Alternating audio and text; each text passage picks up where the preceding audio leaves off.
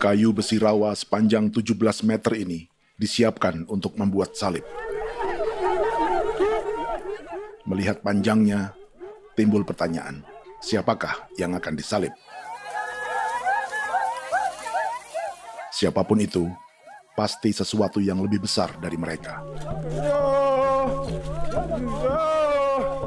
Tapi Frankie Woro, Casimilus Awe, dan warga suku Auyu di Papua Selatan ini tak akan melukai siapapun. Mereka memakai salib ini sebagai tanda perlawanan.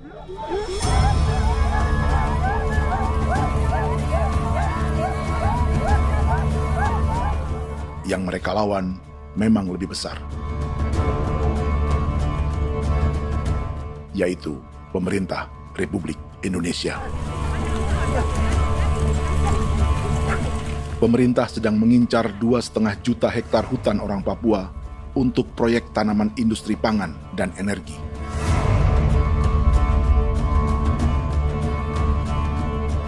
Ratusan kilometer dari salib orang-orang Auyu itu, orang Muyu sedang menyiapkan gerakannya sendiri. Tapi kali ini dalam bentuk sebuah pesta. Pesta yang disiapkan oleh marga Kimco Jinipjo selama 10 tahun.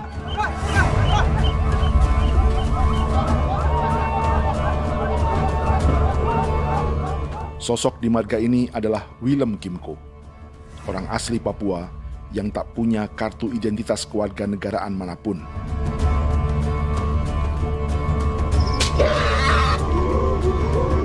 Pesta adat ini sudah cukup langka. Tak hanya di Papua, bahkan di kawasan Pasifik dan peradaban Melanesia. Awalnya bayarnya kalau bukan. Internet aja kau teker bipnuka, dan kita ya kati kau beri barang dipo. Kau memang ambil kau kuning. Ada gagasan dan gerakan sosial di balik pesta orang-orang Muyu ini. Sama dengan gerakan salib merah yang dimulai orang-orang Auyu. Salib ini akan menjadi yang terbesar dari 1.800 salib merah yang telah ditancapkan berbagai suku di Papua Selatan dalam 10 tahun terakhir. Ribuan salib merah yang dipadukan dengan palang adat adalah tanda larangan yang menyatukan unsur-unsur adat dan agama. Kami percaya bahwa kalau memang kami sudah tidak mampu untuk menyelesaikan persoalan ini, dalam hal ini perusahaan tidak bisa masuk, berarti kami minta bantuan kepada nenek moyang dan Tuhan. Atribut perang orang Auyu ini diukir atau dilukis, digambar di batang salib ini dengan tujuan bahwa kami larang dengan sangat keras. Jadi apabila siapapun, baik dari antara kita sendiri yang melanggar batas ataupun pihak lain yang mau mengganggu keselamatan hak tanah adat kami, maka kami siap untuk melakukan ancaman perang. Salib-salib ini tidak ditancapkan di halaman-halaman gereja, melainkan di tanah dan hutan adat, di dusun-dusun sagu, dan di tempat-tempat yang disakralkan. Sebab 1.800 palang adat dan salib ini memang bukan semata tentang agama, tapi untuk mencegah negara dan perusahaan memasuki tanah dan hutan adat mereka. Papua bukan tanah kosong.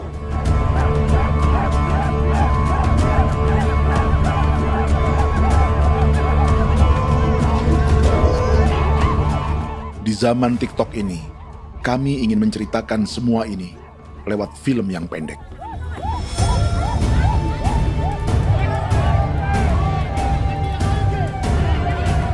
Tapi kami jelas gagal.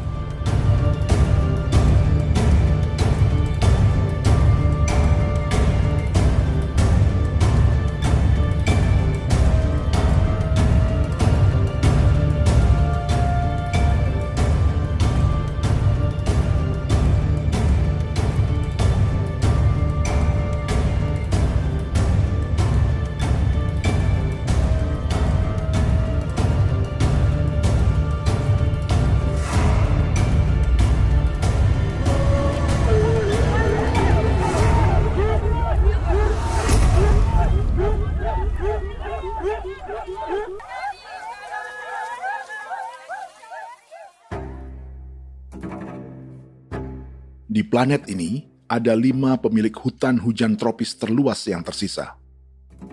Kongo di Afrika, Brazil, Peru, Bolivia, dan Indonesia.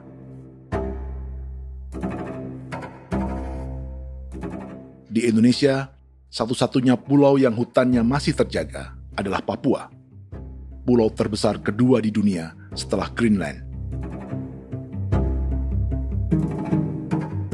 Lewat sejarah kolonialisme yang panjang, pulau ini kini dikuasai 2 negara. Bagian barat oleh Indonesia yang juga dikenal sebagai West Papua, dan bagian timur menjadi Papua Nugini.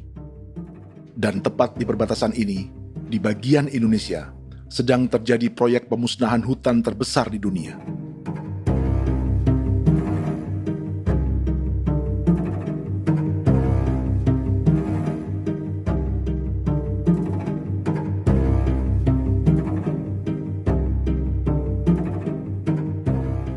Pemerintah Indonesia sedang membuka lebih dari 2,5 juta hektar hutan untuk sawit, tebu, padi, dan peternakan. Ini disebut proyek strategis nasional untuk lumbung pangan dan energi yang jadi ambisi 3 presiden. Bagian terbesar direncanakan untuk mencetak sawah seluas 1,3 juta hektar. Lalu bagian lain akan ditanami tebu seluas 560.000 hektar untuk gula dan bioetanol. Setiap liter bensin di Indonesia akan dicampur bioetanol 10% atau E10.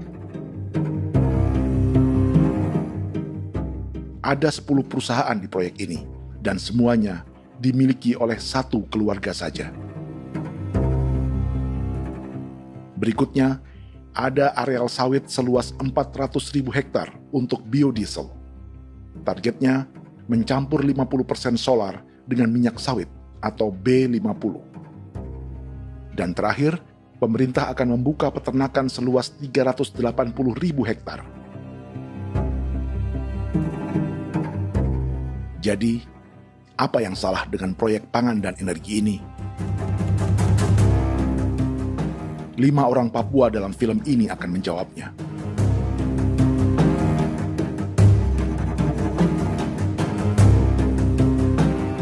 Yang pertama adalah Yasinta Moiwen dari suku Marin.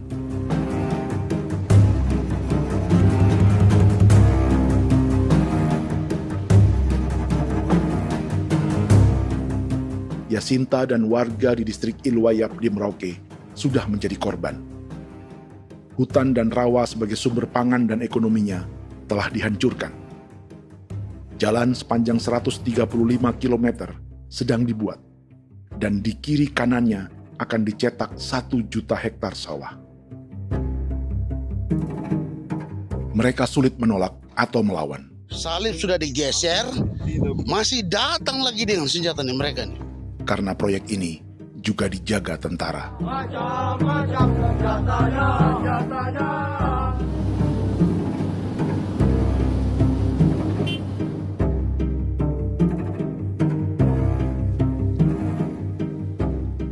Yang kedua adalah Natalis Buer di distrik Tanah Miring, Merauke.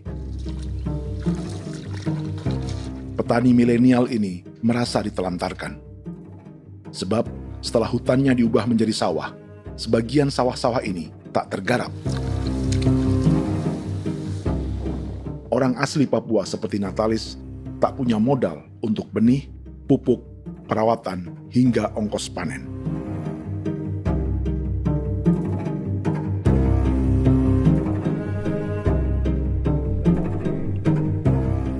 Orang ketiga adalah Vincent Kuipalo dari suku Yenan di distrik Jagebob, Merauke. Vincent dan suku Ye sedang menjadi korban. Hutan adat orang-orang Ye sedang dihancurkan untuk perkebunan tebu dan bioetanol. Tanah mereka juga diincar untuk markas-markas militer, pasukan yang akan menjaga proyek pangan dan energi ini.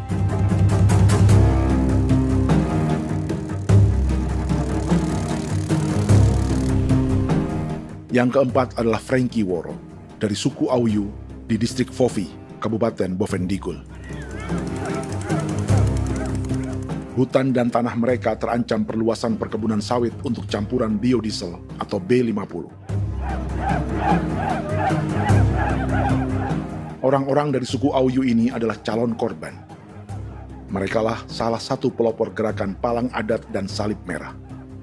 Meski kadang berseberangan dengan gereja yang mereka anggap lebih mendukung pemerintah dan perusahaan. Mereka bahkan sedang merencanakan gerakan yang lebih besar, dengan salib yang lebih besar. Tanah milik Somu Sobisiba itu bahwa tanah ini diciptakan oleh Tuhan dan memberikan warisan kepada kami. Kami ini hanya hak jaga.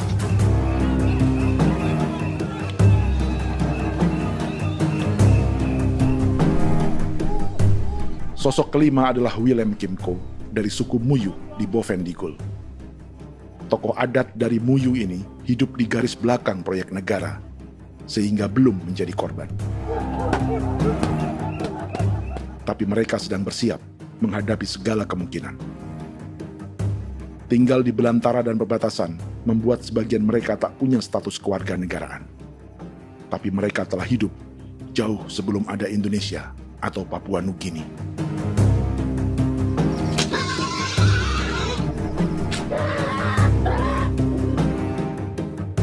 Kelimanya mewakili jutaan orang asli Papua yang sedang terancam eksistensinya.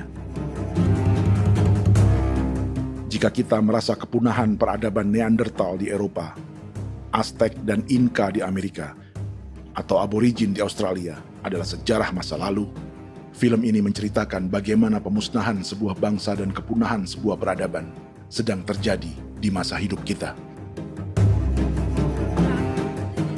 Kepunahan bukan karena kerusakan lingkungan dan ruang hidup semata, juga karena dihantam 60 tahun operasi militer.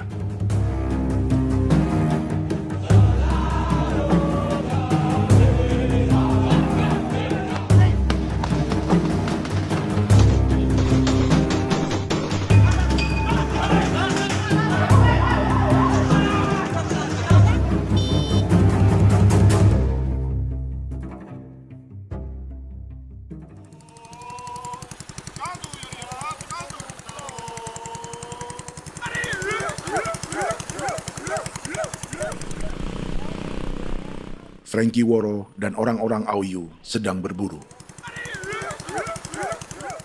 Tapi lokasi perburuan mereka mulai dikuasai perusahaan perkebunan sawit.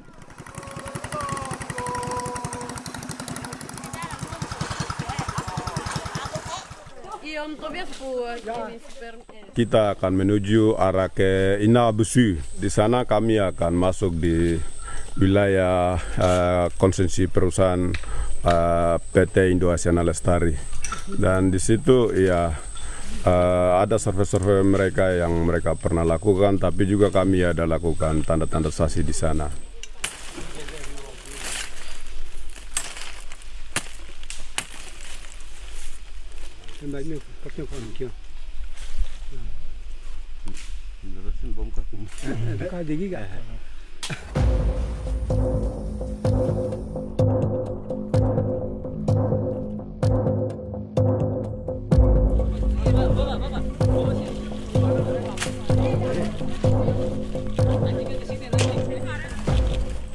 Dapat dengan yang induknya, tapi karena induknya dia lari dan terlambat kerja, akhirnya yang bisa kita dapat dia punya anak ini saja. Ini kalau pakai bahan kayak asli.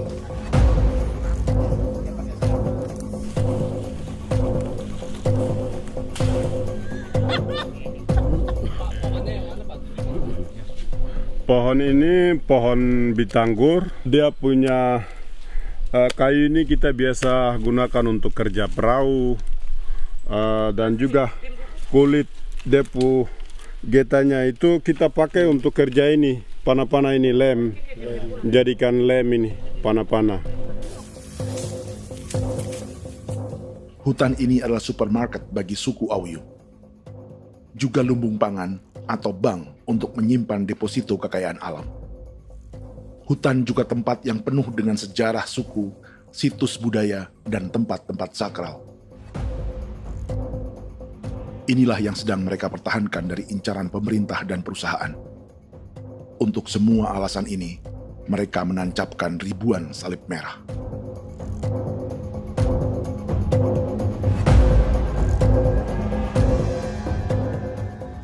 Tapi dari kampung, warga suku Auyu memberi kabar pada Frankie tentang intimidasi oleh aparat negara agar mereka melepas tanah ke perusahaan sawit dan berhenti memasang palang adat dan salib merah. Ada beberapa titik yang saya sudah siap, tetapi di sini emergensi dari saya, terutama di kampung Sokanggon, PT Damai Timber. Dia mengganggu saya dengan menggunakan kekerasan maupun pihak hukum. Dan kemarin saya ada pernyataan penolakan secara resmi, tapi masih tetap dalam menggunakan pihak hukum untuk masuk, untuk harus dituntut saya untuk harus diterima perusahaan itu. Kita di situ ada 15 marga, tetapi 15 marga juga tidak setuju. Marga-marga siapa yang terima dan marga-marga mana saja yang menolak.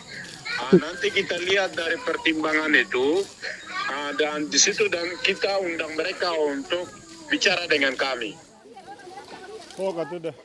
Sebagai sosok yang aktif dalam gerakan, warga Auyu terus memberi informasi lapangan kepada Frankie yang tak selalu berada di kampungnya. Pernyataan yang mereka paksa saya untuk tanda tangan itu, tapi sementara saya tidak tanda tangan. Data semua ada di tangan saya. Ya. Baik, kalau gitu itu lebih bagus karena tanda tangan itu yang berbahaya. Iya. Tanda tangan itu yang lebih berbahaya karena sekarang ini modern dan canggih, dan itu yang mereka biasa pakai untuk tipu muslihat. Mereka biasa pakai itu di tanda tangan itu. Betul. Dari Bambisa juga di Sofia dia masuk untuk memaksakan kami marga untuk harus menerima perusahaan itu. Tapi kemarin kami sudah menolak. Babinsa nama Bosco. Babinsa di sini nama Bosco. Itu yang sekarang strategi militer yang sekarang mereka pakai. Jadi yang penting masyarakat itu yang benar-benar mau menolak siap dukung ketua marga siapa yang nanti tampil. Ini adalah peta konsesi sawit untuk biodiesel dalam proyek strategis nasional. Dan di distrik Fofi inilah orang-orang Auyu hidup dari sungai dan hutan. Tapi Frankie di Bovendigul masih lebih beruntung. Setidaknya dibandingkan Yasinta Mowien di Merauke yang sudah kehilangan hutan dan rawanya.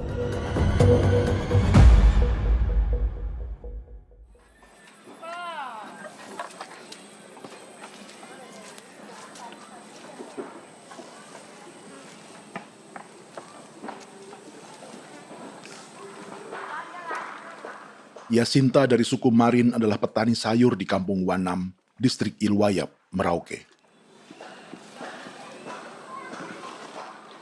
Memanfaatkan lahan yang ada, ia berkebun dan menjual hasilnya ke pasar kampung. Ini ekonomi warga di Wanam untuk menghasilkan uang, lalu memberi barang kebutuhan yang tak bisa mereka produksi sendiri. Tapi kehidupan sebenarnya ditopang oleh ekosistem hutan dan rawa. Inilah sumber pangan utama dan peradaban mereka.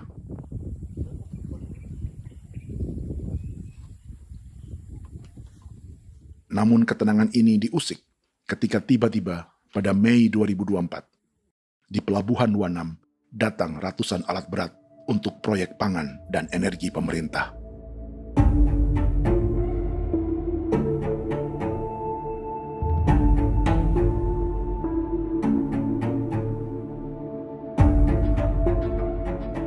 Kami masyarakat setempat kami tidak tahu.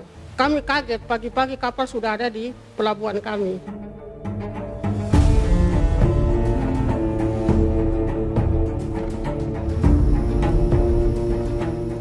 Yasinta Mowien atau Enrika Gebze dan warga lainnya tak pernah diajak bicara atau dimintai pendapat.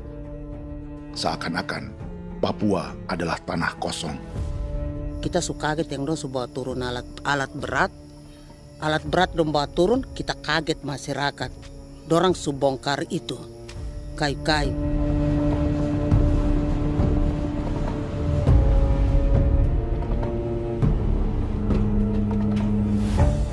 Bersamaan dengan alat-alat berat itu, juga berdatangan tentara Indonesia untuk mengawal proyek pembukaan hutan milik Jacinta.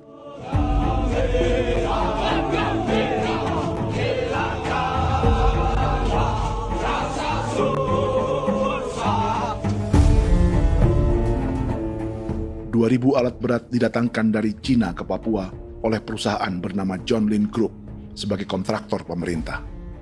Ini disebut sebagai pesanan eskavator terbesar di dunia dengan nilai 4 triliun rupiah. Misinya membuka hutan dan rawa milik orang Marin, salah satunya untuk membangun jalan sepanjang 135 km. Sementara di kiri kanannya akan dicetak sawah yang ditargetkan seluas 1,3 juta hektar. Jalan berupa garis lurus ini bukan rute tradisional ekonomi masyarakat. Jalan ini akan menghubungkan kawasan perkebunan sawit dan tebu di sebelah timur, juga untuk mobilisasi pasukan militer. John Lin Group adalah perusahaan yang dimiliki Andi Samsudin Arsyad atau yang dikenal dengan Haji Isam. Sebagian orang mengenalnya sebagai pengusaha yang hobi balapan mobil.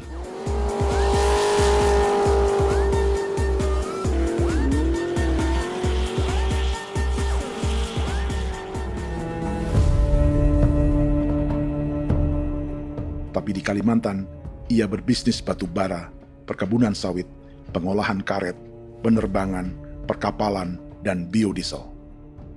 John Lin Group kini juga menjadi pemilik perkebunan tebu dan pabrik gula terbesar di Indonesia. Sayapnya melebar dari Kalimantan hingga ke Bombana, Sulawesi Tenggara. Perkebunan tebu, pabrik gula, dan industri bioetanol inilah yang juga sedang dikembangkan di Papua. Foto ini adalah momen ketika Isam bersama kerabatnya, Menteri Pertanian Amran Sulaiman dan Menteri Pertahanan Syafri Samsudin meluncurkan program biodiesel atau B50 di Kalimantan Selatan. B50 artinya setiap 1 liter solar, 50%-nya akan dicampur minyak sawit. Perusahaannya, PT John Lin Agroraya, menjadi salah satu pemainnya.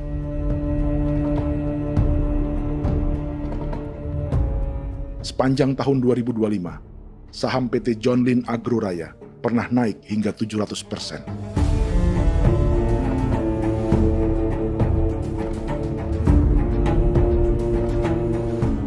Perusahaan sawitnya yang lain, PT Pradiksi Gunatama, sahamnya bahkan pernah naik 4.000% hanya dalam 1 tahun. Dari harga saham ini saja, nilai kekayaan keluarga Isam diperkirakan mencapai 100 triliun rupiah lebih, menjadikannya salah satu keluarga terkaya di Indonesia dan salah satu pemain penting industri bioenergi. Dan di Papua Selatan inilah sebagian sawit-sawit untuk mendukung program B50 akan ditanam. Inilah tanah orang-orang Wambon, Muyu, Marin, Yei, atau Auyu seperti Frankie Wor.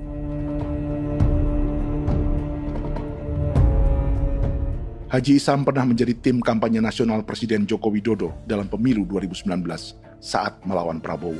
Bintang Mahaputra Utama diberikan kepada Saudara Andi Syamsuddin Arsyad. Beliau berjasa luar biasa dalam mendorong pertumbuhan ekonomi daerah maupun nasional. Setelah menjadi presiden, Prabowo memberi gelar kehormatan Bintang Mahaputra Utama pada Isam.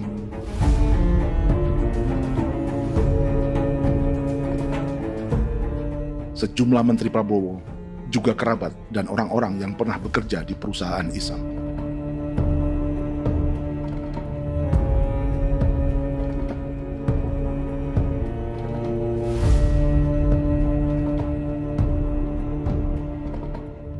Lawan sebesar inilah yang sedang dihadapi Jacinta di kampung Wanam, Merauke. Atau petani perempuan lain seperti Enrika Gebse. Jadi alam kita ini sudah rusak. Jadi kita itu biasa jalan dari sini tuh harus pasang jerat di situ, harus cari makan di situ lagi. Itu tempat-tempat itu pasang-pasang jerat, tempat babi, rusa, sekarang sudah tidak ada lagi.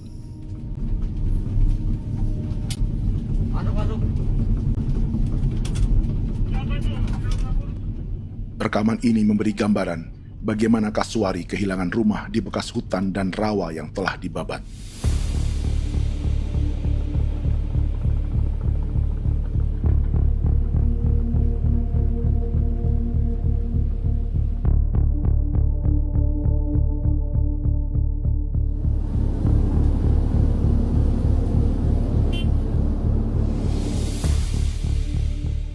Keterlibatan tentara dalam proyek pangan dan energi di Papua memakai dalih bahwa ancaman terhadap negara kini tak hanya perang secara militer, tapi juga melalui pangan dan energi. Kementerian Pertahanan pun terlibat karena proyek ini dianggap operasi militer selain perang. Jadi tugas kamu adalah menjaga sumber cadangan pangan nasional. Macam-macam senjatanya, Proyek ini menambah panjang alasan mempertahankan kehadiran tentara di Papua dalam 60 tahun terakhir. Saat ini, jumlah tentara Indonesia di Papua mencapai 56.000 personel, atau ada 1 tentara untuk setiap 100 orang Papua. Bandingkan dengan rata-rata nasional, di mana hanya ada 1 tentara untuk 696 penduduk Indonesia. Itu belum termasuk polisi. Artinya, 1 orang Papua dijaga lebih banyak senjata dari rata-rata penduduk Indonesia. Tanah dan hutan diambil secara sepihak untuk kepentingan pembangunan batalion dan bandar antariksa. Ini bentuk perampasan masyarakat. Penolakan kehadiran markas-markas militer terjadi di sejumlah tempat di Papua. Tak hanya karena trauma dan ketakutan, juga karena mengambil tanah-tanah adat.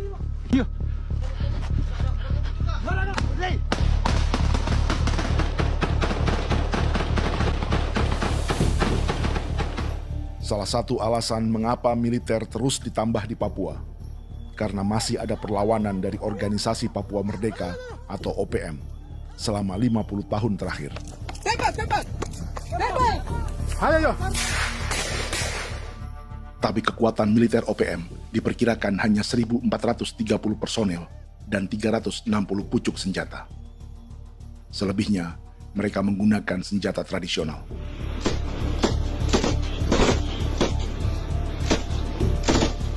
Dengan demikian, kekuatan tentara dan polisi di Papua 58 kali lebih besar dari gerilyawan Organisasi Papua Merdeka.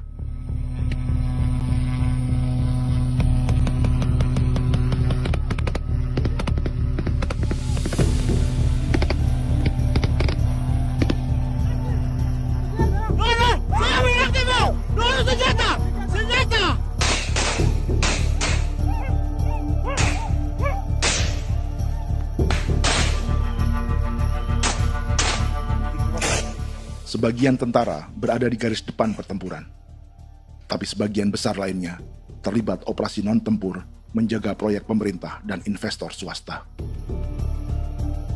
Seperti Batalion Infanteri Teritorial Pembangunan di distrik Jagebob, Merauke ini. Lokasinya bersebelahan dengan konsesi lahan tebu untuk gula dan bioetanol milik PT Murni Nusantara Mandiri. Baik perusahaan maupun markas militer, keduanya mengambil hutan milik suku Ye dari marga Kuipalo. Tapi orang datang tanam ini saja di sini, tanam papan nama ini. Victor Kuipalo menunjukkan apa yang terjadi. Jadi kita juga kaget ini. Nah, kalau ini papan nama ini memang ini papan nama ditanam tapi bukan haknya mereka yang ini. Ini hak kami di sini, hak dusun kami, marga Kuipalo yang punya hak dusun ini. Setelah memasang patok, alat berat mulai bekerja untuk membangun markas militer di tanah orang Ye.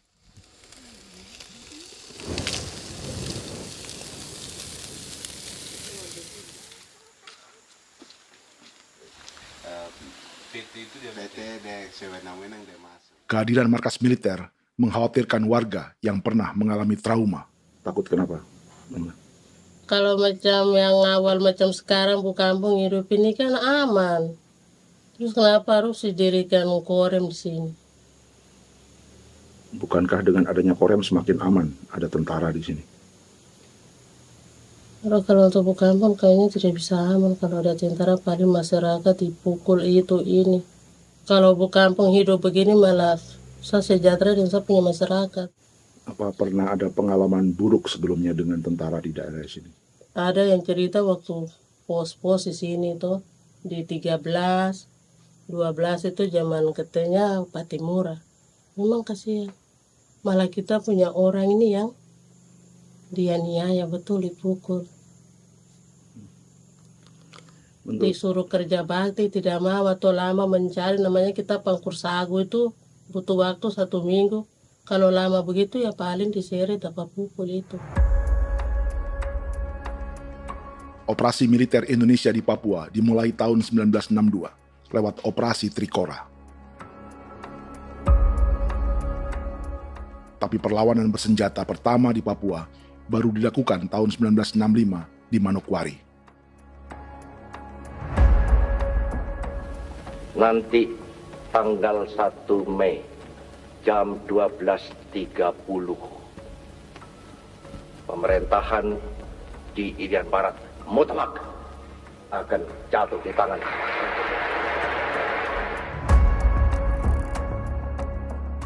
Sejak itu, selama 60 tahun, operasi militer untuk menaklukkan Papua terus dilakukan. Salah satu operasi militer paling berdarah adalah Operasi Wibawa untuk memenangkan Indonesia dalam jajak pendapat tahun 1969. 643 orang tewas di Paniai.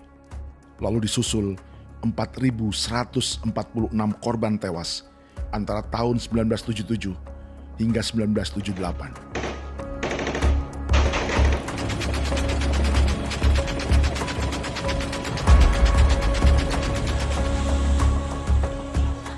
Operasi militer ini menimbulkan gelombang pengungsian hingga kini. Dewan Gereja Papua mencatat 103.000 orang menjadi pengungsi pada tahun 2025 dan nyaris tak diberitakan media-media Jakarta. Jumlah pengungsi terbesar tercatat di Nduga yang mencapai 20.000 jiwa.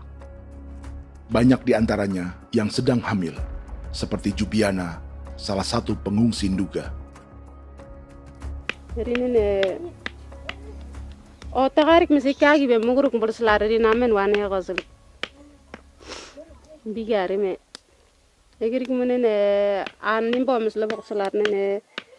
Wam darik lek perak nte oi kore bangal nuso ndak lok yo nandang me anet ndang no yat nte nanen di kue nerwa memberi wal marwa. Egirik menene rwa tri bil no semana. Ngal siak kaya berkumpul nyak masalah orena me woko suluk. Ri namen wani ko semane kuman nak wani ndemo ko ndak misri namen bre ko ko nak no semane ne. Nebe minit waru ra kana abi nindige. War mino pragit de laina bulan Maret April yana mana kantan barak na lire na bamne. Jubiana lalu menamai anaknya pengungsi Kogoya. Selain Jubiana, juga ada Emma dari Maibrat yang melahirkan di hutan. Sampai di kampung begini, katanya bilang ada tentara yang bangun jembatan. Nah, capek itu juga pun masih tahan. Kembali lagi ke hutan lagi. Berputus sampai sejatuh di tengah jalan. Orang sampai terbanting di kayu semuanya. Berasa sakit begitu. Melengkapnya tuh Domika Serli, pengungsi Wako. Masyarakat sipil dari Kampung Aitrem sementara mengungsi karena kampungnya sementara dikuasai oleh TNI Polri. Seratusan ribu pengungsi di Papua saat ini jauh melampaui jumlah yang mengungsi ke Papua Nugini tahun 1984, yaitu 10.000 orang karena menghindari operasi militer.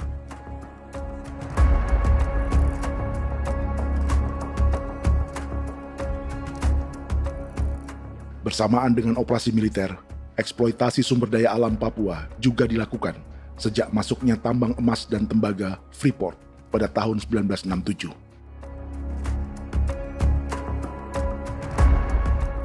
Disusul perkebunan sawit awal tahun 1980-an. Lalu ada perburuan buaya untuk diambil kulitnya. Sebelumnya, ada eksploitasi gas alam di Teluk Bintuni, pencarian besar-besaran kayu gaharu, atau pembukaan hutan tanaman industri. Ini belum termasuk perburuan dan perdagangan ikan arwana di selatan Papua, penebangan kayu merbau dari hutan-hutan Jayapura, emas di Blok Wabu Intan Jaya, bahkan nikel di pulau-pulau kecil Raja Ampat. Dan kini, dalam skala yang belum pernah terjadi dalam sejarah, Papua dipaksa mencetak sawah, tebu untuk bioetanol, dan sawit untuk biodiesel.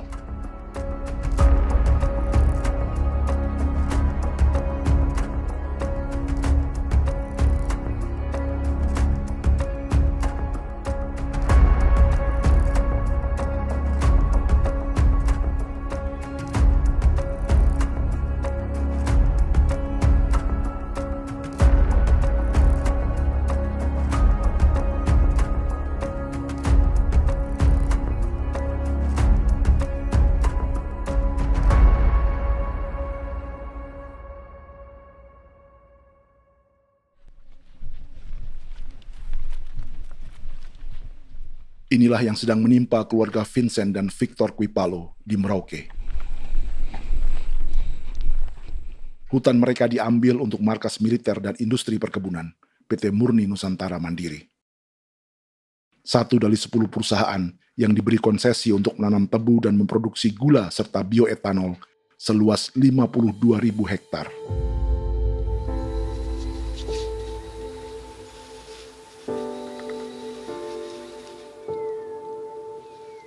Perusahaan ini dianggap mengambil hutan dan tanah orang-orang Ye, terutama marga Kuipalo, yang memiliki hak adat terhadap 2.300 hektar hutan.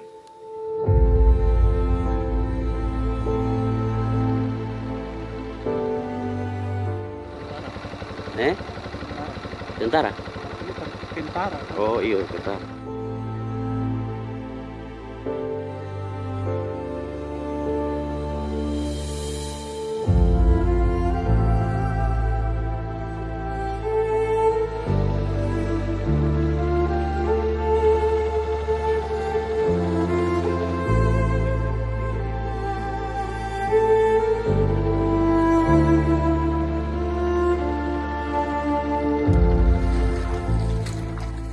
Keluarga Kuipalo sedang melihat apakah perusahaan semakin mengancam tanah mereka.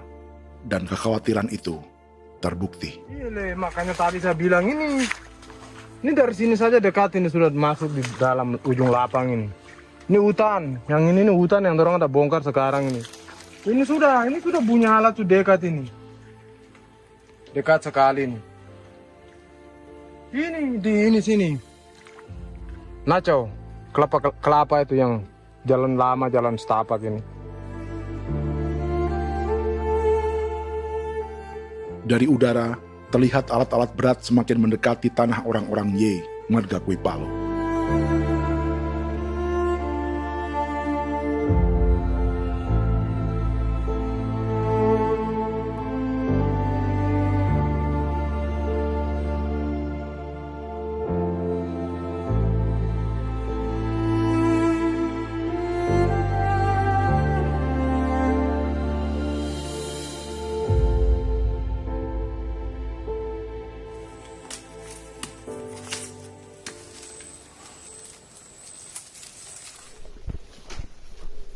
Keesokan harinya, Victor dan kerabatnya memberi tanda cat merah di pohon-pohon yang berada di batas tanah mereka.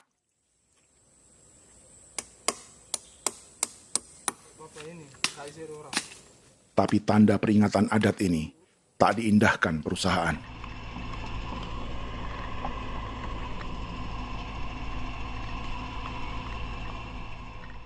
Dua bulan kemudian, perusahaan tetap memasuki tanah marga Kuipalo.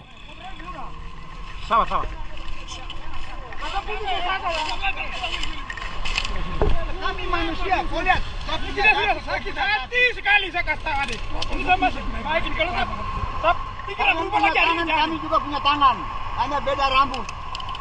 Mister itu juga. Wah, buka. Sudah.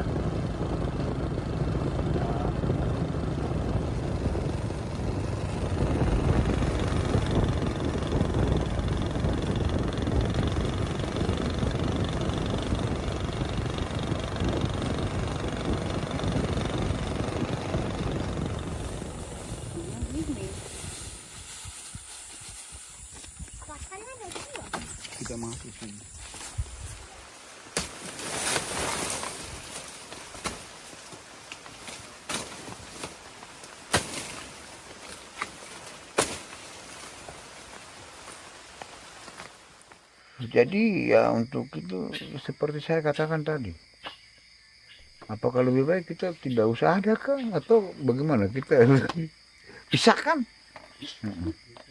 pisahkan dari negara ini kah? Jangankan tuh, saya kemarin bicara sama Daniel, datang sama saya dengan persoalan Kodam ini. Saya bilang, Pak Daniel, kalau lebih baik saya ngungsi ke Papua Nugini.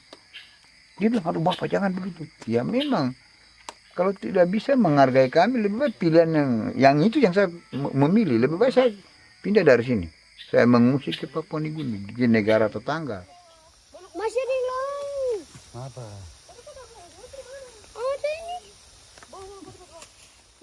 Saya bilang sama Kapolsek, Pak Agustus ini, 17 Agustus saya tidak kasih naik bendera merah putih. Saya bendera ada, nanti saya taruh di meja. Bendera saya ada. Karena saya punya pikiran percuma kita ini merasa bahwa kita hidup di bawah naungan merah putih. Ternyata merah putih tidak lindungi kami. Tidak anggap kami sebagai kami rakyatnya.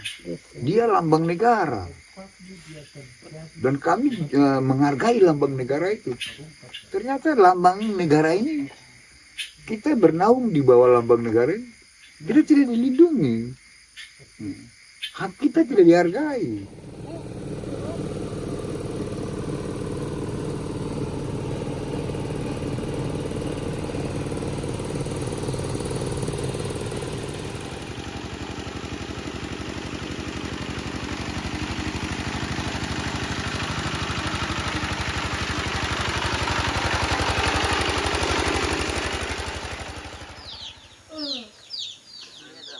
Marga Kuipalo dari suku Ye terus mendapat teror dan intimidasi agar melepas tanah mereka yang hanya dihargai Rp300.000 per hektar.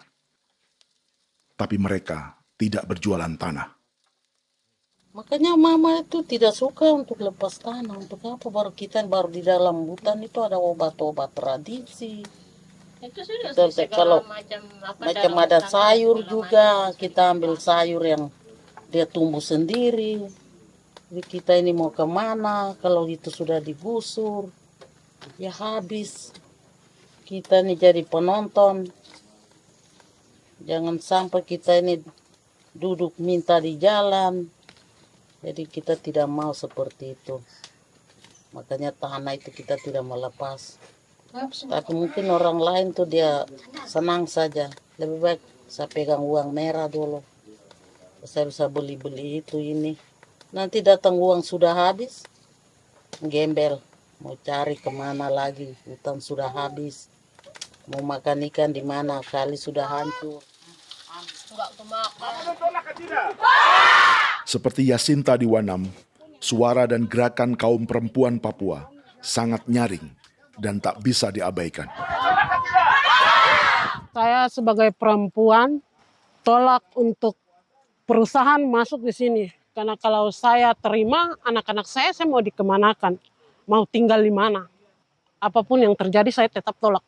Demi tanah ini saya akan berjuang, demi saya punya anak-anak. Yang katanya mengutamakan anak Papua, nyatanya yang kerja kebanyakan ya orang-orang Jawa. Saya sendiri orang Jawa, tapi bukan mau bicara yang tidak-tidak. Memang kenyataannya seperti orang-orang Papua itu diterbelakangkan, kurang diutamakan, gitu.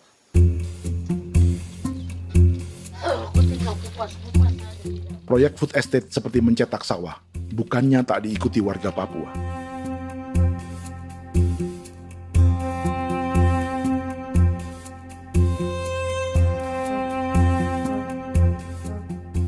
Salah satunya Natalis Buer di distrik Tanah Miring, Merauke.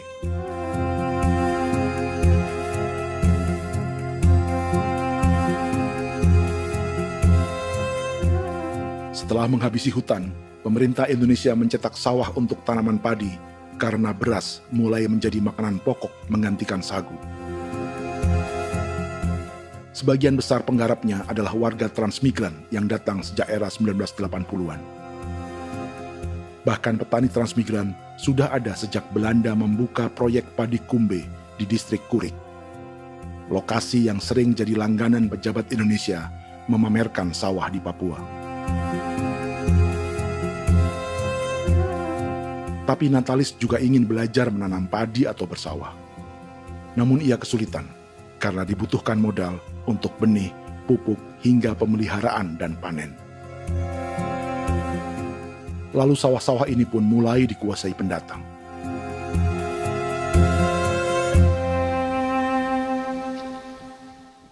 Tapi sejauh ini di kampung kami ini yang saya lihat memang ada kelompok kami punya di sini yang sudah tergabung dalam Gapoktan, kemudian masuk dalam optimalisasi lahan. Tapi baru saya anak asli yang punya lahan di sini. Mereka tidak punya. Pemerintah dalam hal ini adalah Kementerian Pertanian bersama-sama Kementerian Pertahanan yang dalam hal ini pada garis di bawahnya adalah TNI Angkatan Darat memberikan support yang maksimal kepada masyarakat khususnya di Merauke dalam rangka. Saya kemarin habis 9 juta. 9 juta ya? Iya, 9 juta karena dia sudah tidak dipakai toh. Ya. Perempuan Papua seperti Filomina juga mau bertani. Pemerintah memberi bantuan Rp900.000 per hektar lewat program optimalisasi lahan atau OPLAH. Tapi dibanding biaya produksi dan harga jual gabah, Filomina mengaku berkali-kali rugi dan kini memutuskan tak lagi menggarap sawahnya.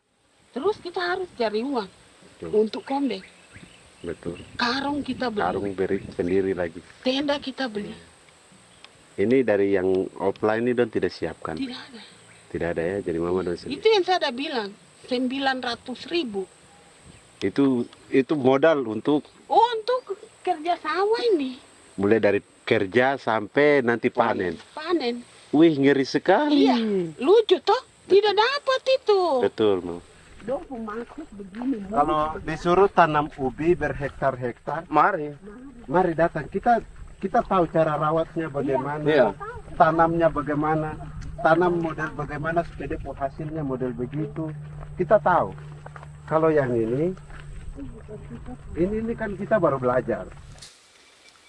Sebagian hutan milik warga Senayu di Merauke sudah dibuka untuk sawah dan kebun tebu oleh PT Global Papua Abadi. Proyek pertanian ini dikerjakan oleh Kodim Merauke.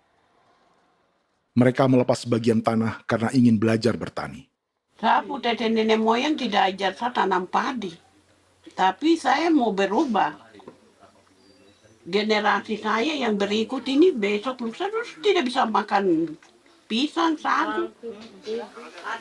Namun program optimalisasi lahan yang dijanjikan dengan berbagai bantuan tak dirasakan Filomina. Obat rumput beli, obat padi beli, jonder kita bayar, bahkan bibit masih kurang, cari bibit lagi beli. Jadi saya memang kalau program pemerintah saya sama sekali saya tidak suka. Baku tipu saya.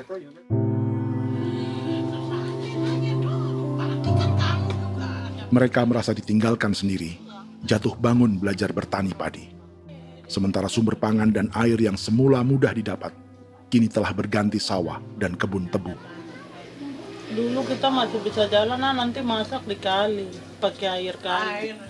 Minum pakai air kali. Sekarang kok mau masak? Tidak ada air. Air sudah susu, mau minum tidak bisa. Sudah dengan obat.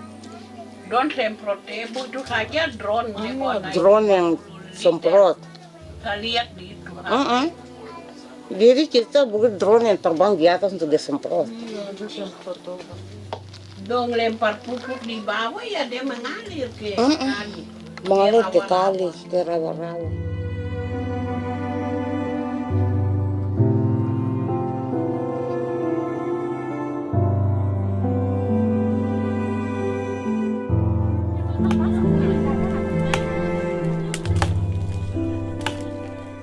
Seperti pertanian sawah bagi orang Bali atau Toraja, bagi orang Auyu dan suku-suku lainnya di Papua Selatan, sagu juga bukan semata tentang pangan.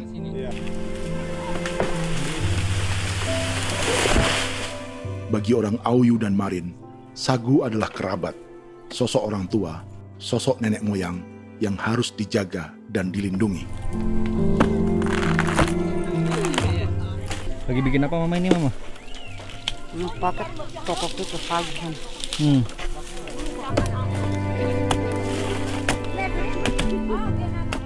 Kami diingatkan oleh leluhur, sagu itu tidak boleh digusur dan tidak boleh diganggu dengan cara apapun, dan di dalam rangka kepentingan apapun tidak boleh. Kamu harus bela, bahkan sampai nyawa pun harus menjadi taruhan demi membela keselamatan pergerakan sagu di atas tanah ini.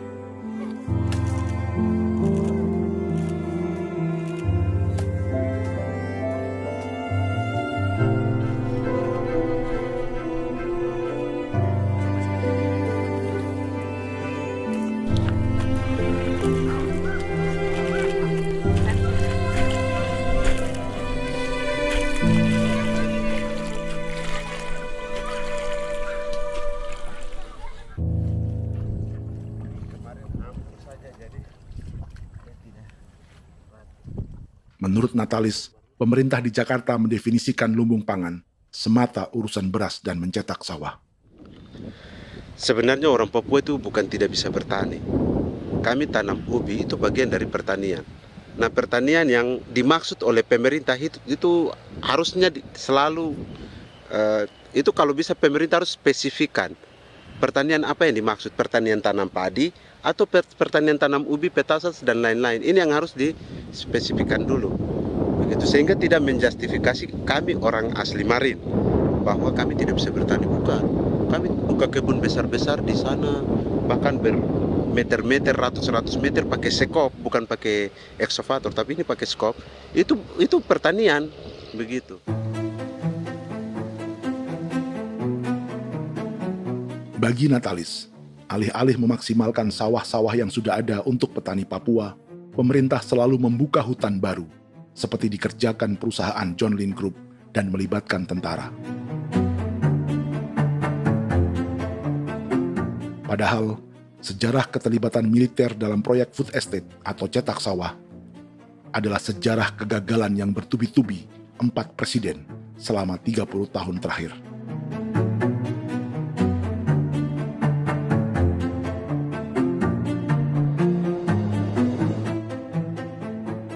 Papua bukan yang pertama menjadi proyek lumbung pangan yang melibatkan tentara. Kalimantan telah menjadi korban 30 tahun sebelumnya.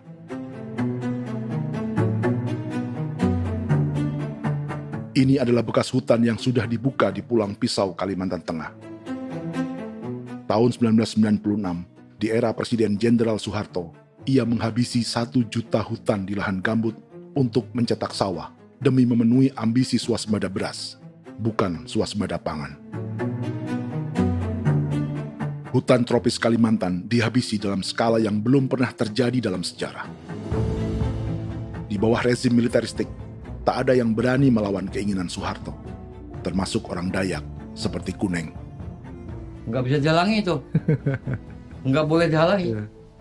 Ya kalau ada kata-kata aja menghalangi, sudah kita diseret ke kepolisian dulu. Atau bisa langsung di-PKI-kan. Iya, di-PKI-kan gitulah. Jadi kita tuh nggak berani apa-apa dulu tuh. Apa maunya aja. Misal bilangnya A. Setahun setelah pengundulan hutan skala besar itu, tahun 1997, untuk pertama kalinya Kalimantan mengalami kebakaran lahan dan kabut asap terbesar dalam sejarah.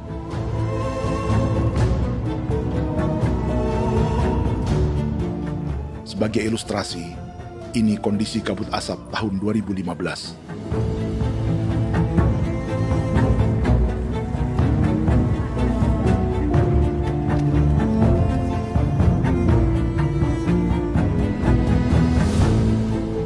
Proyek 1 juta hektar sawah Jenderal Soeharto itu gagal. Bendungan dan saluran irigasi mangkrak hingga kini. Mei 1998, rezim Soeharto tumbang, 2 tahun setelah ia menumbangkan jutaan hektar pohon di Kalimantan. Setiap tahun, lokasi ini menyumbang kebakaran dan kabut asap yang merugikan jutaan orang. Sawah yang berhasil di Kalimantan justru bukan sawah yang dibangun Jenderal Soeharto, melainkan yang dirintis para transmigran sejak era 1980-an. Sawah-sawah inilah yang ikut digarap oleh militer di era Presiden Joko Widodo. Dan hasil dari proyek food estate Presiden Jokowi itu sama sekali jong nih, nggak ada harapan lagi sudah seperti ini. Tapi Jokowi terus memperluas area food estate hingga 16.000 hektar. Presiden Jokowi juga menyerahkan urusan lumbung pangan ini kepada Prabowo yang saat itu menjadi Menteri Pertahanan. Salah satunya di Kabupaten Gunung Mas, Kalimantan Tengah, untuk membuka perkebunan singkong seluas 31.000 hektar. Food Estate Singkong Jenderal Prabowo ini dimulai dengan membuka 600 hektar hutan di Tawai Baru. Proyek singkong untuk bioetanol ini pun dijaga tentara. Dan seperti Jenderal Soeharto, proyek Jenderal Prabowo ini pun gagal.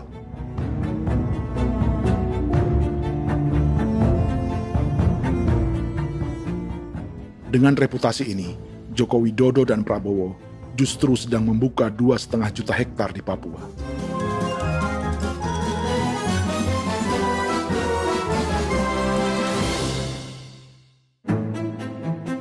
Setelah Jenderal Soeharto, Presiden Jenderal Susilo Bambang Yudhoyono juga mencoba membuka food estate di Papua sejak tahun 2010. Namanya Merauke Integrated Food and Energy Estate atau MIFE. Proyek ini juga gagal. Lalu di lokasi yang sama, Jokowi berusaha meneruskan dengan proyek mencetak sawah 1,2 juta hektar yang juga gagal. Sekarang yang paling siap adalah 1,2 hektar. Yang 1,2 juta hektar. Dan kini, Prabowo yang pernah gagal dengan 600 hektar singkong di Kalimantan justru akan mengulangi di Papua dengan skala 2,5 juta hektar. Di daerah Papua pun harus ditanam kelapa sawit supaya bisa menghasilkan juga BBM dari kelapa sawit. Dalam setiap proyek pangan dan energi di Papua, yang lebih menonjol bukan tanaman pangannya, melainkan untuk energi atau bahan bakarnya. Sawit untuk biodiesel dan tebu untuk industri bioetanol. Ada 10 perusahaan yang diberi konsesi hingga 0,5 juta hektar untuk tebu. Dan 10 perusahaan itu dimiliki oleh satu keluarga saja.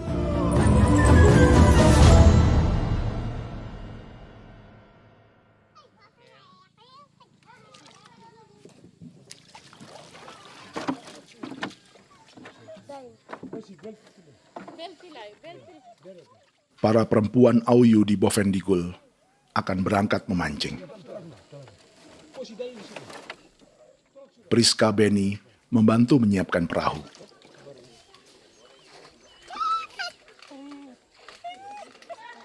Mereka akan mengumpulkan bahan pangan di hutan untuk persiapan acara penancapan salib merah berikutnya.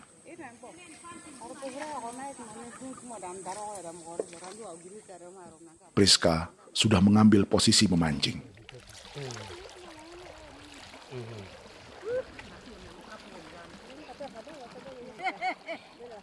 .800 salib merah telah dipasang di wilayah adat berbagai suku di Papua Selatan untuk menghalau perusahaan sawit dan tebu.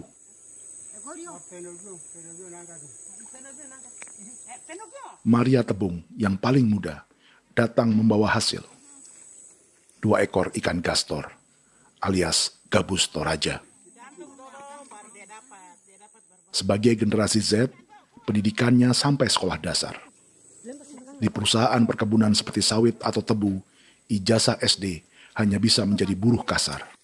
Tapi ia tak tertarik.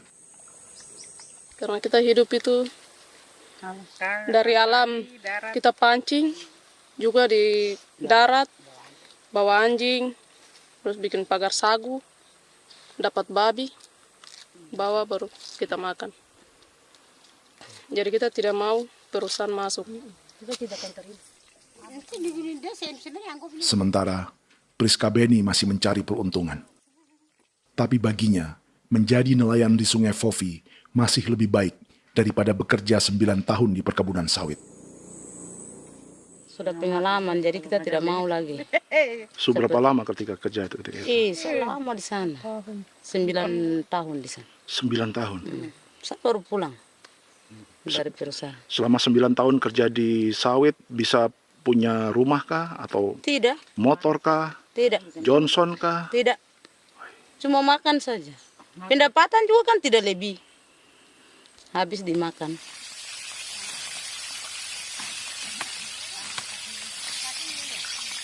Satu minggu libur berapa hari? Tidak libur. Minggu tetap kerja? Tetap kerja. Tidak bisa ke gereja? Hari Minggu kerja. Hari Minggu juga kerja. Dia tidak mengenal agama perusahaan itu. Di grup perusahaan sawit Korindo, Priska digaji 2 juta rupiah per bulan dan tinggal di mes karyawan. Tapi gaji itu dipotong bahan makanan atau BAMA rata-rata 1 juta rupiah setiap bulan.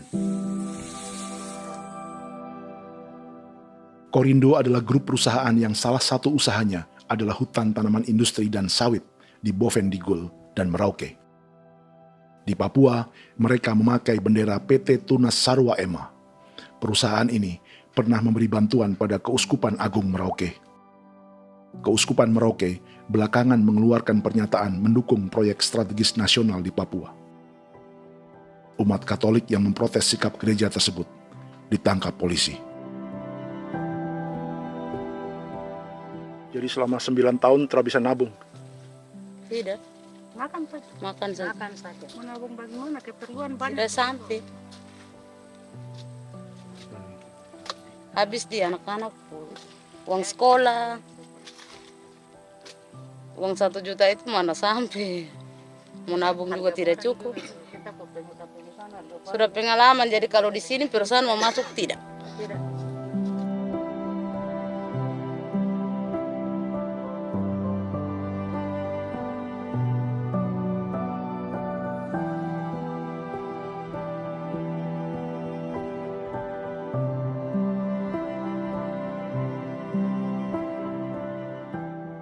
Dan menu makan siang seperti ini agaknya sulit bagi buruh sawit atau tebu yang digaji 2 juta rupiah per bulan. Generasi Z seperti Maria Tebung atau generasi milenial seperti Priska Beni punya matematika ekonominya sendiri. Sawit untuk biodiesel atau tebu untuk bioetanol tak akan ada bedanya bagi mereka.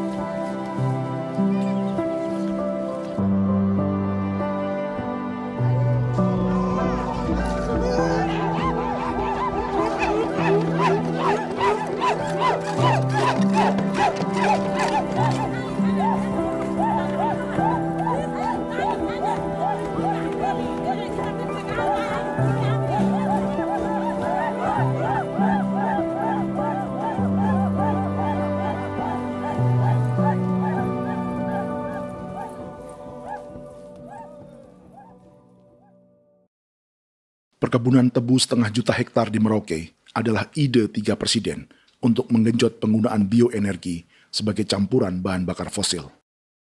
Selain swasembada pangan, swasembada energi di daerah Papua pun harus ditanam kelapa sawit supaya bisa menghasilkan juga BBM dari kelapa sawit. Juga tebu menghasilkan etanol. Singkong, kasava juga untuk menghasilkan etanol. Bioetanol adalah bahan bakar nabati atau tumbuhan yang dapat dicampur dengan bensin. Sama dengan program biodiesel yang mencampur solar dengan minyak sawit. Pertamina saat ini sudah menjual BBM bioetanol dengan campuran 5% yang dipasarkan dengan merek Pertamax Green 95. Tapi pemerintah ingin menaikkan kadarnya menjadi 10% atau E10. Maka ke depan kita akan mendorong untuk ada E10 Kemarin malam sudah kami rapat dengan Bapak Presiden.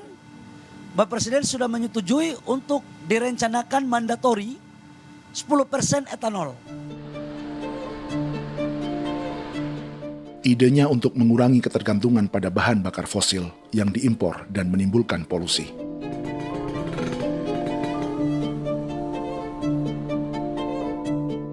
Tapi bioetanol bukannya tak mengorbankan lingkungan, hutan, rawa, dan manusia.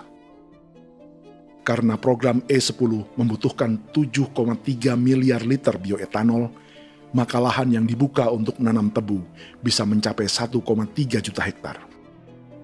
Sementara saat ini, luas perkebunan tebu di Indonesia hanya 500 sampai 600 ribu hektar. Artinya, butuh lahan baru hingga 800 ribu hektar untuk menanam tebu. Dan 500 ribu hektar diantaranya sedang dibuka di Papua. Hutan yang tadinya untuk menumbuhkan pangan, berubah jadi tanaman untuk bahan bakar di jalanan. Kecepatan pulihnya hutan beradu dengan jumlah dan kecepatan kendaraan di jalanan.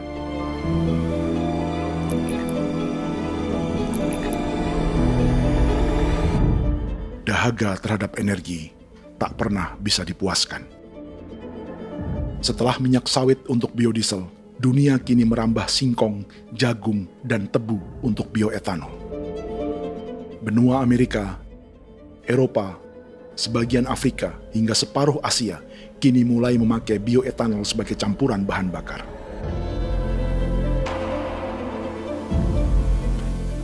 Selain perebutan lahan, masa depan dunia juga dibayangi semakin mahalnya harga pangan karena persaingan antara perut manusia dengan tangki kendaraan. Ini adalah lokasi perkebunan tebu dan bioetanol PT Murni Nusantara Mandiri yang mengancam tanah Vincent Quipalo dan orang-orang Ye di Merauke. Beberapa kilometer di selatan adalah PT Global Papua Abadi yang mengancam tanah orang-orang Muyu dan Marin. Dua perusahaan ini adalah bagian dari 10 perusahaan yang mendapat konsesi lahan untuk tebu dan bioetanol di Merauke.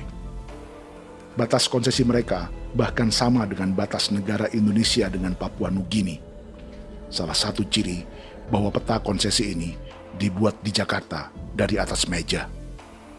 Sama seperti kolonial Inggris dan Belanda ketika mereka membagi Pulau Papua dengan garis lurus pada abad 19. Seakan Papua adalah tanah kosong. Bedanya, meski peta konsesi ini mengatur batas 10 perusahaan, tapi perusahaan-perusahaan ini sebenarnya dimiliki oleh satu keluarga saja. Ini nama 9 dari 10 perusahaan tebu dan bioetanol di Merauke, Papua. 99% saham mereka dimiliki sebuah perusahaan bernama PT Merauke Nusantara Manis. Sementara 1% sisanya dimiliki PT Merauke Gula Mandiri. Tapi saham kedua perusahaan ini dimiliki PT Merauke Sugar Group. Dan perusahaan ini, 90% sahamnya dimiliki pengusaha bernama Angelia Bonaventure Sudirman, serta perusahaan bernama Zico Trust dan Resource Harvest. Lalu 10% lainnya dikuasai PT Papua Energi Abadi, yang pemiliknya adalah Dudi Christian dan Angel Madeline. Sekarang, mari kita lihat siapa mereka. Angelia Sudirman adalah keponakan dari salah satu konglomerat sawit Indonesia, Martias Fangiono. 9 perusahaan di Papua ini berada di bawah bendera Merauke Sugar Group. Dan Merauke Sugar Group hanya satu dari 7 grup perusahaan milik keluarga Fangiono.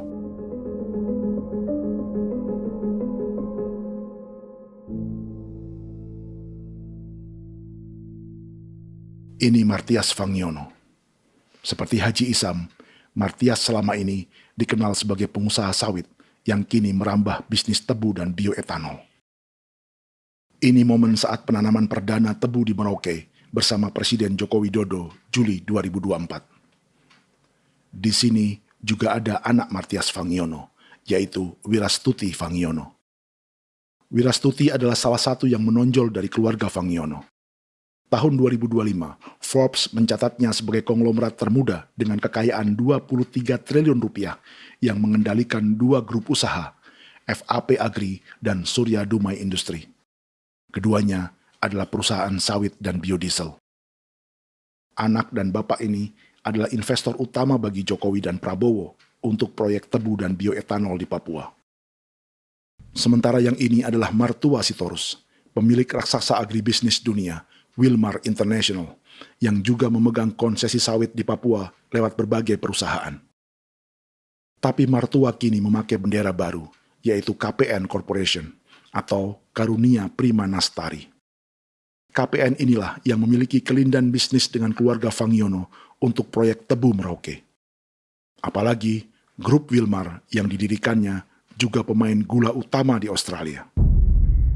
Tahun 2010, Wilmar membeli 100% saham perusahaan gula terbesar Australia, Sucrogin. Akuisisi senilai 1,5 miliar dolar Amerika ini langsung menjadikan Wilmar pemain tebu terbesar kelima dunia. Sebagian bibit tebu yang ditanam di Merauke adalah varietas yang dikembangkan Lembaga Riset Gula Australia atau Sugar Research Australia. Sugar Research Australia lalu menjalin kontrak pengembangan bibit dengan PT Global Papua Abadi milik Fangiono. Tapi masalahnya, Sugar Research Australia adalah badan publik yang tugasnya memajukan petani tebu dan sebagian dananya berasal dari pajak warga Australia. Itu artinya, warga Australia membiayai pengembangan bibit tebu untuk investor dan pemerintah Indonesia. Dokumen ini menunjukkan bahwa lembaga yang dibiayai warga Australia itu pernah memiliki kontrak penyediaan bibit dengan PT Global Papua Abadi milik keluarga Fangiono. Kontrak itu baru berakhir pada November 2024. Artinya, saat Presiden Jokowi dan keluarga Fangiono menanam bibit tebu pada Juli 2024 ini, kontrak itu masih berlaku. Nama lain dalam keluarga ini adalah Siliandra Fangiono, yang pada tahun 2024 dijuluki Raja Sawit Termuda dengan kekayaan 39 triliun rupiah dalam catatan Forbes. Ia mengendalikan grup First Resources. Secara umum, keluarga Fangiono memiliki 20 perusahaan di Sumatera, 32 perusahaan di Kalimantan, 1 di Jakarta, 2 di Singapura, dan 25 perusahaan di Papua. Di Papua, perusahaannya tersebar dari Sorong, Mapi, hingga Merauke. Para politikus dan pejabat Indonesia terus membesarkan konglomerasi, meski Martias Fangiono pernah divonis 1,5 tahun penjara karena kasus pembalakan liar dan kebun sawit ilegal tahun 2007. Sementara tahun 2022, Wilmar terlibat kasus korupsi ekspor minyak sawit dan divonis mengembalikan kerugian negara 11,8 triliun rupiah. Tumpukan uang ini disebut sebagai pembayaran dari grup Wilmar yang diterima secara simbolis oleh Presiden Prabowo pada Juni 2025 lalu. Tapi peran raksasa biodiesel dan bioetanol dunia ini belum akan surut di Indonesia. Bahkan sebaliknya. Sebuah dokumen presentasi bisnis dari Wilmar International Limited pada tahun 2010 ini bisa menjadi petunjuk. Presentasi ini bagian dari proses pembelian 100% saham raksasa tebu Australia, Sucrogin. Dalam presentasi ini, Wilmar mengaku ditawari konsesi lahan 200.000 hektar di Papua, atau dulu disebut Irian Jaya, untuk menanam tebu. Dengan penerbangan hanya 2,5 jam dari kantor Sucrogin di kota Townsville ke Merauke, Wilmar akan mengawinkan bisnis gula dan bioetanolnya menjadi pemain dunia. Dan lokasi yang diincar oleh Wilmar adalah distrik Ilwayap di Merauke, kampung halaman Yasinta Moiwen. Dan persis disinilah, 14 tahun kemudian, ribuan eskavator John Lynn Group milik Haji Isam mulai membuka hutan sebagai kontraktor pemerintah. Presentasi dan gagasan ini dibuat oleh Wilmar pada Juli tahun 2010. Sebulan kemudian, Agustus 2010, pemerintah Presiden Susilo Bambang Yudhoyono meluncurkan proyek Lumbung Pangan dan Energi Merauke atau Merauke Integrated Food and Energy Estate.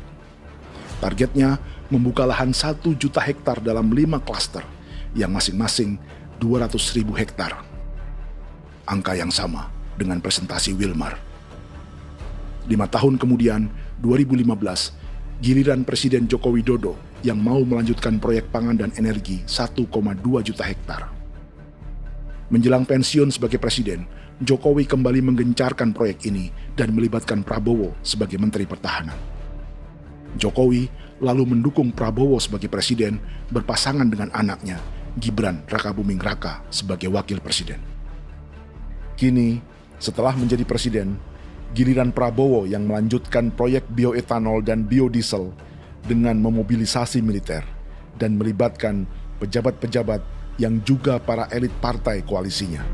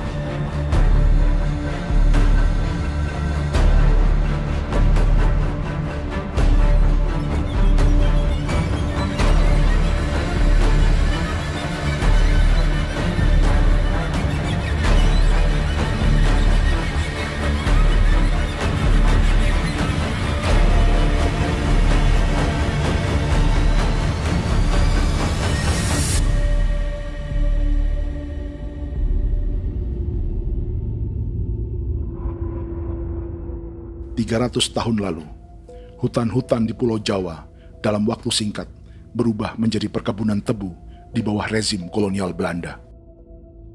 Orang Jawa menjadi buruh dan petaninya dipaksa menanam tebu. Dari kolonialisme dan politik tanam paksa itu, Belanda memperkaya negara dan para investornya.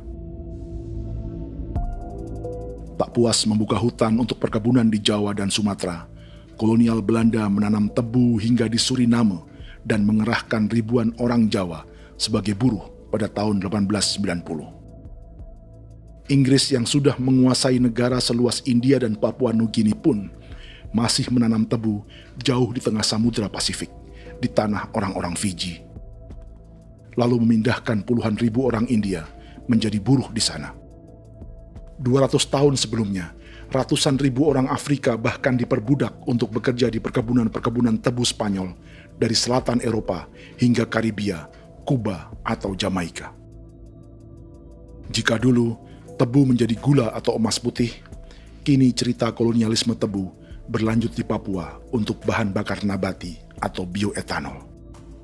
Dan seperti semua cerita tentang kolonialisme, akan ada yang berpesta dan ada yang membayar.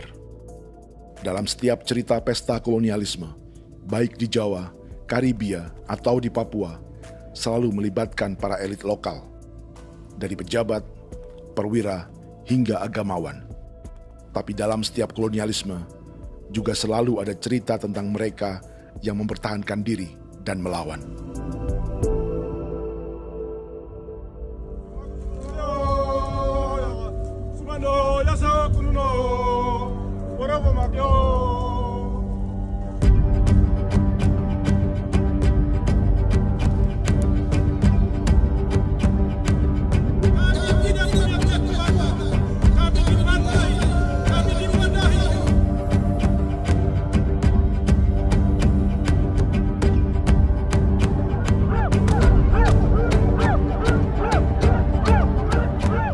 Dalam sejarah Gereja Katolik banyak pemimpin-pemimpin yang adalah tanda petik itu adalah Judas-Judas juga. Jadi itu sudah pasti karena itu adalah manusia.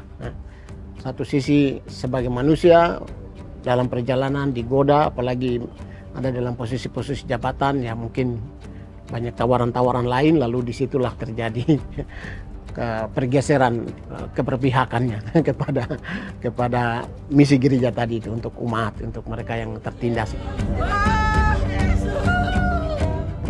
Orang kirim eksavator, orang kirim tentara, orang kirim polisi. Pukul kami bukan pencuri, kami tidak pernah mencuri orang barang. Kami tidak pernah menangis ke orang lain. Kami tidak pernah menangis ke kita bapak mama, kami menangis kepadamu. Tuhan kami lemah. Tidak tahu. Di hijau Cikuya, orang lain datang ke bangsa kami, ke wilayah kami untuk kasih habis kami.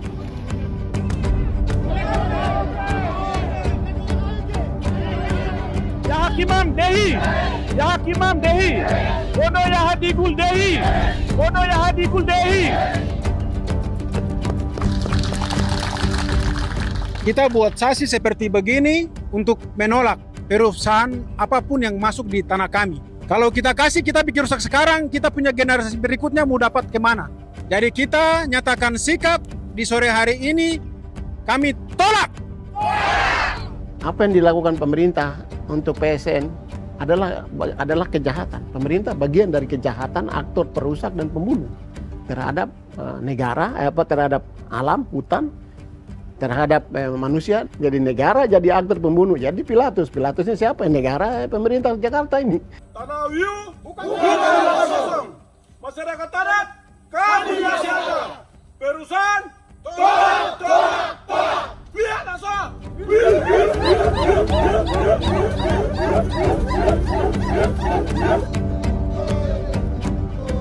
Jika tanah adat dan hutan adat hilang, kami mau hidup di mana? Maka di sini saya mau bilang, negara jangan tipu-tipu kami lagi.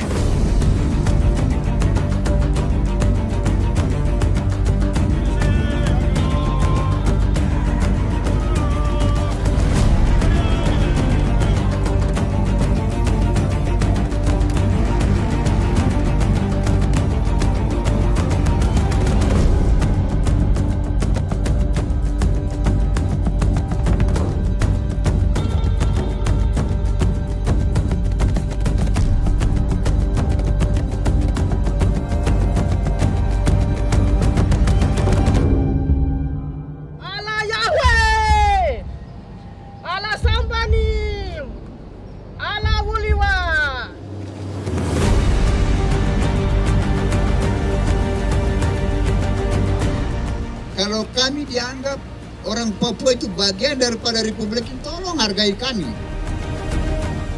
Dengan adanya PSN, PT John Hindrook yang sudah menerobos tanah kami dan hutan kami, merusak alam kami. Itu yang kami datang ke Jakarta jauh-jauh dari Papua. Kami mau bersuara kepada Bapak Presiden Prabowo Subianto, di mana keadilan untuk masyarakat Papua. Tolong lihat masyarakat Papua yang sudah mati. Kami bersepakat menyatakan, 1. Gereja-gereja di Indonesia mendukung masyarakat adat yang menolak proyek strategis nasional di tanah Papua. 2. Gereja-gereja di Indonesia menolak militerisme dan otoritarianisme di Indonesia.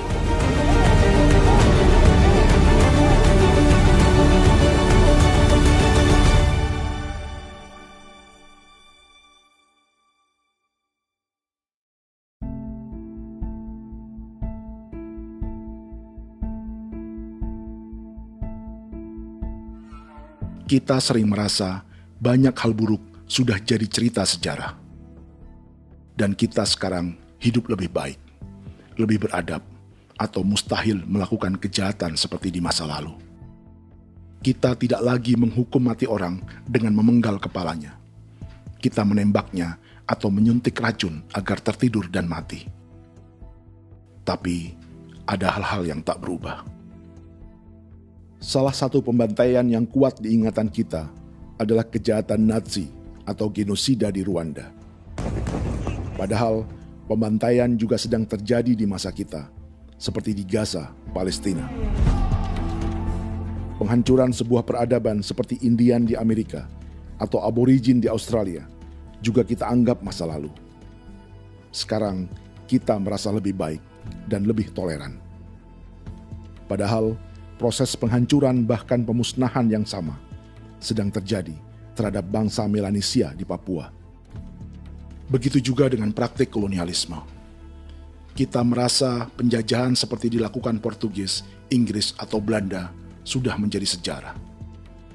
Dan Indonesia tidak mungkin menjajah. Padahal itulah yang sedang terjadi dan dirasakan di Papua.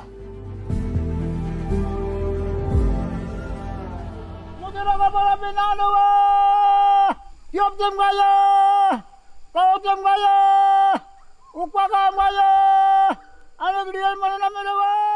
Jalannya sejarah ini disadari Willem Kimco di pedalaman Bovendigol, Papua. Hidup terpencil dan tak tersentuh urusan negara bukan berarti selalu aman.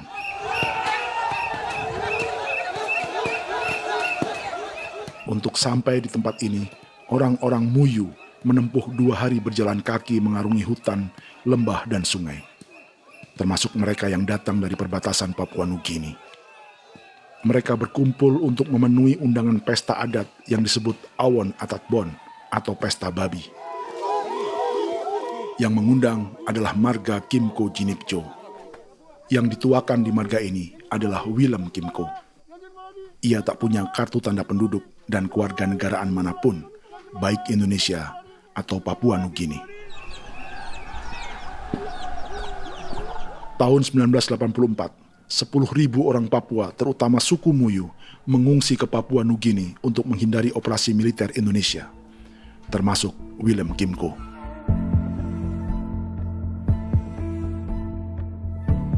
Apa yang membuat pesta adat ini istimewa? Apa bedanya dengan acara serupa yang dihadiri pejabat, tokoh agama, LSM, atau yang direkam oleh kru televisi dan konten kreator? 18. Pertama, untuk membuat pesta babi, orang Muyu perlu persiapan selama 10 tahun. Sebab, babi-babi yang akan jadi bagian dari pesta ini tak boleh dibeli, alias harus dipelihara sendiri. Babi-babi ini bukan bantuan pejabat pemerintah, gereja, atau LSM.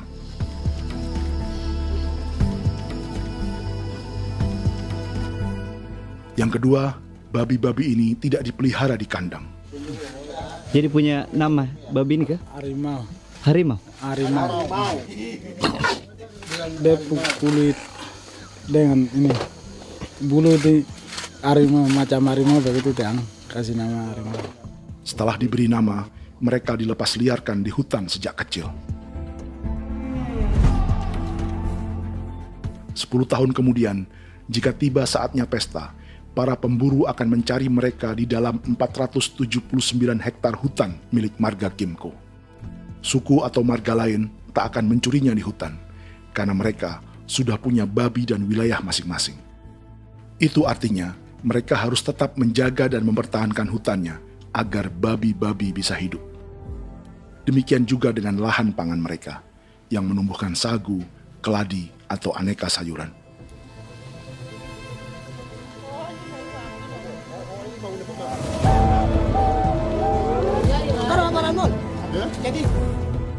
Yang ketiga, dalam Awon Atatbon atau pesta babi, binatang ini tidak dimakan secara gratis.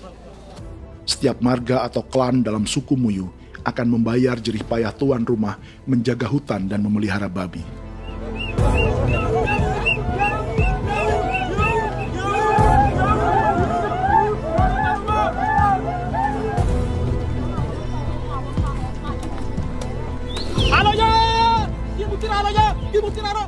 Ini seperti arisan untuk menjaga budaya dan lingkungan. Bagian dari budaya dan ekonomi timbal balik yang ditandai dengan siklus memberi dan menerima.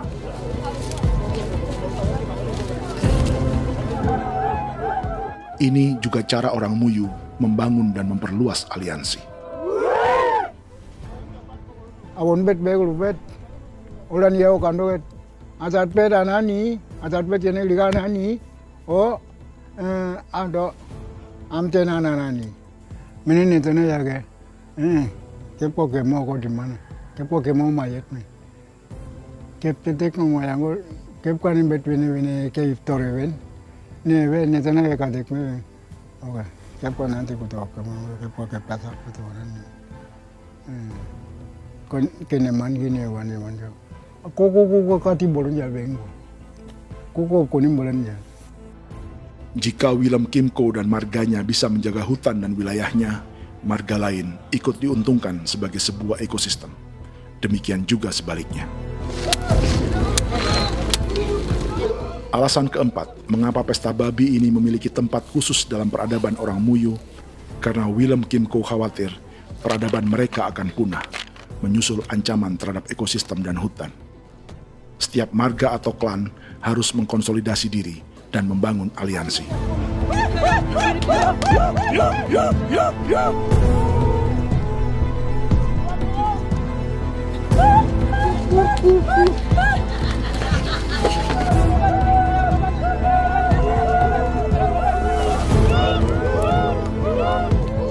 Kekhawatiran Willem dan orang-orang Muyu tak berlebihan. Ruang hidup mereka bersinggungan dengan proyek bioetanol dan biodiesel pemerintah Indonesia.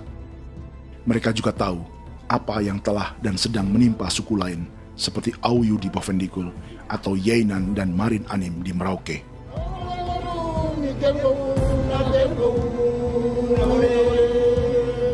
Jika suku-suku lain menggunakan palang adat dan salib merah sebagai gerakan perlawanan, orang-orang Muyu memakai pesta babi untuk mempersiapkan diri dan konsolidasi. Sebab, berbeda dengan saat mengungsi tahun 1984, kali ini yang datang ke tanah orang-orang Muyu tak hanya tentara, juga alat-alat berat bersama para pebisnis pangan dan energi. Mau